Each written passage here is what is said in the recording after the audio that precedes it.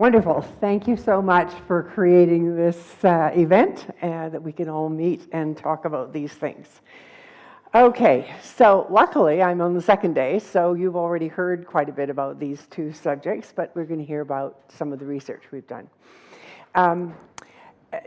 Those are my disclosures. Now, I want to remind you about our waivers of final consent law. So there's person must consent immediately before with these two exceptions, the waiver of final consent and the completion of MAiD after oral, failure of oral. I'm not going to talk about the oral stuff because it's so rare. Now, a person can enter into an agreement, a waiver agreement, after their natural death has become reasonably foreseeable, track 1. They are at risk of losing capacity, and they've been informed of that risk. They can proceed, MAiD can proceed in the following conditions. After the patient has lost capacity, the person must have reached all of the eligibility criteria. Do you remember yesterday when Tanya Dawes was presenting with her patient, about her patient, she said that he had all of them except the advanced decline in capability. So they couldn't do, they could have a waiver agreement, but they wouldn't have been able to use it because he wasn't that far yet. They can't demonstrate resistance, and there is a written agreement. So we studied the experience. It was a mixed method study with reports on 187 waivers that had been signed by 29 MAiD providers, as well as interviews to get more in-depth information to find out what happened. For theme 1 was that basically it was a meaningful addition to practice. You remember yesterday from New Zealand, the story about a patient who lost capacity and the doctor had to say, no, I'm sorry, I can't help your father. And so that's the situation that we find. And again, waivers that aren't used are immensely, our patients are immensely grateful for these. Family was supportive, patients were clear.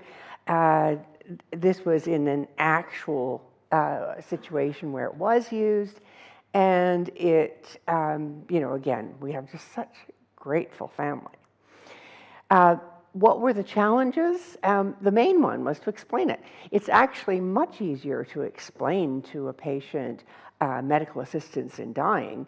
Do you want to die now or do you want to die later? Do you want to die with the medication I give you, or do you want to die from the disease process? And then to explain what a waiver is and the details. It's complex, especially if somebody has some cognitive impairment. And a lot of our patients have at least a little bit of cognitive impairment. And you can see that people spend a lot of time on this. There is a lot of variety in how clinicians are using this. Some will only use it if we're a few days to a few weeks before the planned date. Others were willing to sign multiple waivers. Again, Tanya Dawes explained this with her patient with Alzheimer's.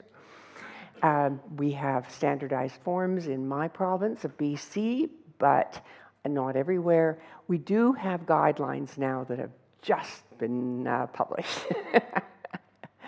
Okay, I'm going on to advanced requests. As Jocelyn explained, we expect this on October 30th, next month, that in Quebec, people with a diagnosis of a progressive condition will be able to enter this agreement, and that it will be in Quebec it will be registered, and so on. So back in 2020, the Canadian Department of Justice knew what was going to happen in Quebec and did this public consultation about what they thought was going to come. And as you see, most Canadians wanted an advanced request.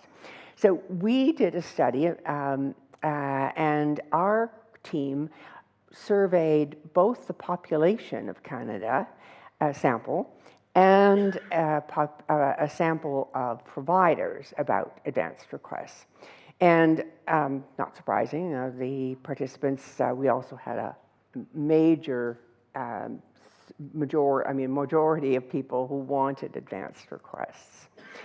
So there were 5 specific situations we asked about. And I'm not going to read all of them. Where's my timing? Oh, there.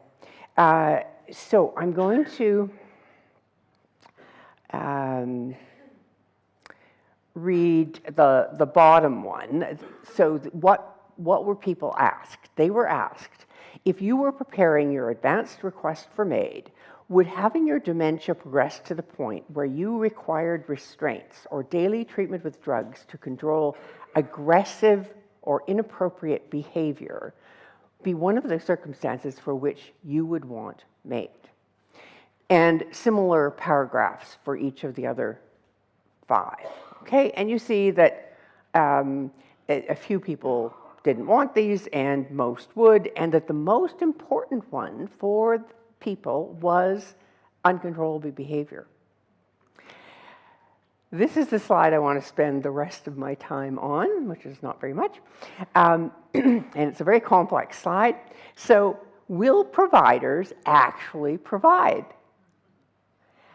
And each of the 5 questions, the same wording was used, and each section of this slide is one of those questions: dignity, freedom, family, memory, behavior. So again, if you look back at the behavior one, the 5th one, you can see that the pale gray is if all there is the written document, would a provider be willing to provide? And 44% would be willing to provide in that situation. If a person was still able to consent, well, yeah, but that wasn't the issue here. These were people who were not able to consent, right? And you can see that in other situations, like memory loss, only, 19% of providers are willing to provide. And it's different across the different issues. So we are going to be so interested in Japan when we get to report on what actually happened in Quebec. Did providers actually provide when people were writing these kinds of requests? And which kinds of reasons will they be providing for? This is what providers of MAiD said that they would be willing to in a hypothetical situation. So, in summary, we are looking forward to new challenges.